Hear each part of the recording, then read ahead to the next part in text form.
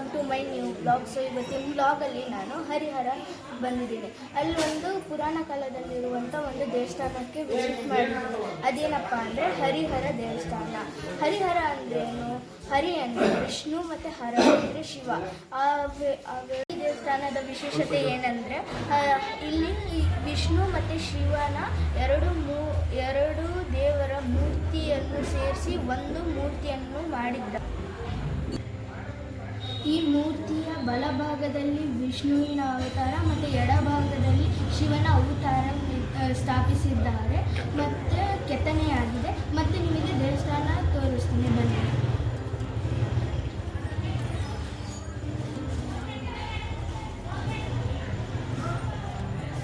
ಇಲ್ಲಿ ಭಗವಂತನ ಮೂರ್ತಿ ಇದೆ.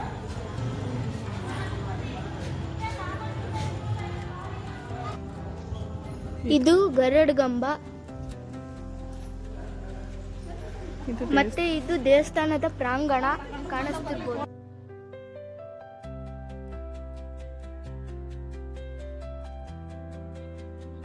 ಬನ್ನಿ ಇವಾಗ ಒಳಗಡೆ ಹೋಗೋಣ.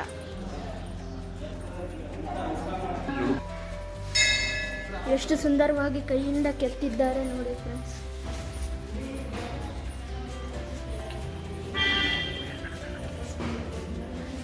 ಕೆತ್ತನೆಗಳೆಲ್ಲ ಎಷ್ಟು ಸುಂದರವಾಗಿದೆ ನೋಡಿ ಫ್ರೆಂಡ್ಸ್.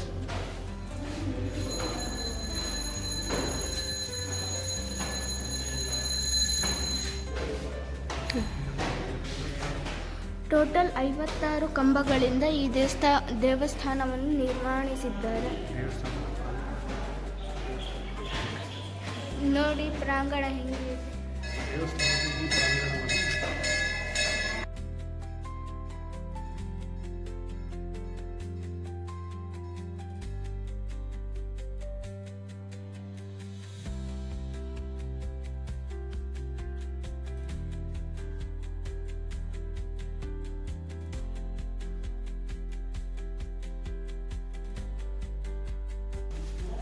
ನೋಡಿ ಇದು ದೇವಸ್ಥಾನದ ಎಂಟ್ರೆನ್ಸ್ ಮತ್ತು ಅದ್ರ ಒಳಗಡೆ ಇರೋದು ಗರ್ಭಗುಡಿ.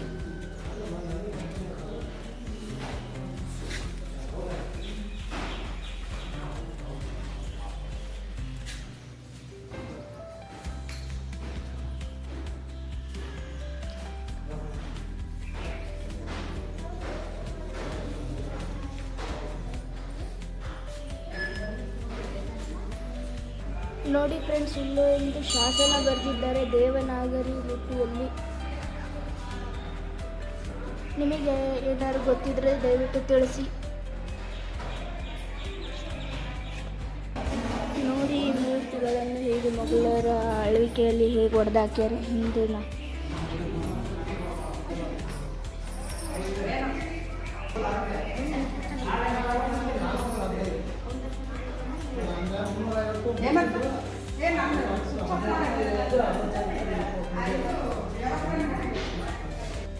ನೋಡಿ ಕೆತ್ತನೆಗಳನ್ನೆಲ್ಲ ಹೇಗೆ ಹಾಳು ಮಾಡ್ಯಾರ ಮುಘಲರು ಅವರ ಆಳ್ವಿಕೆ ಆಗ. ಇವಾಗ ನೋಡಿ ಹೆಂಗೆ ಇದೆ, ಇದು ನೋಡಿ ಹೆಂಗಿದೆ, ಇದು ನೋಡಿ ಹೇಗೆ ಹಾಳಾಗಿದೆ, ಹೇಗೆ ಹೊಡೆದ.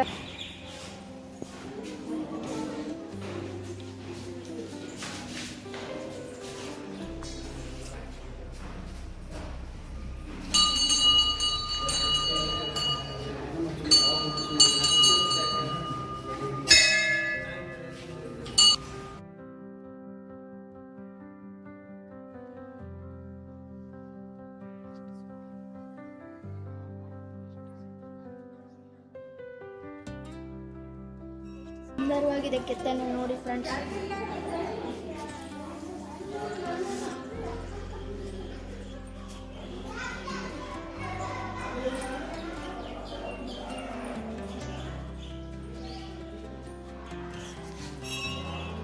ಇಲ್ಲೂ ಒಂದು ಇದೆ ದೇವರ ಲಿಪಿಯಲ್ಲಿ.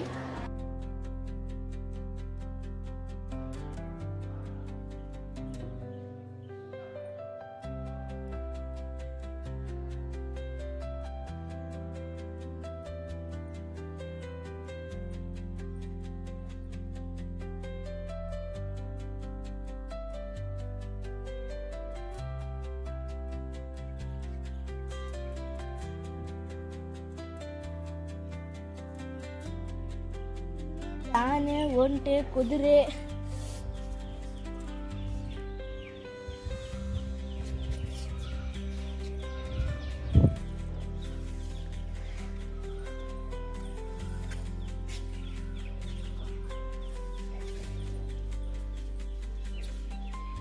ಸೊ ಈ ಟೆಂಪಲನ್ನು ನೀವು ಯಾವತ್ತಾರು ಹರಿಹರಕ್ಕೆ ಬಂದಾಗ ನೀವು ಈ ಟೆಂಪಲನ್ನು ವಿಸಿಟ್ ಮಾಡಿ.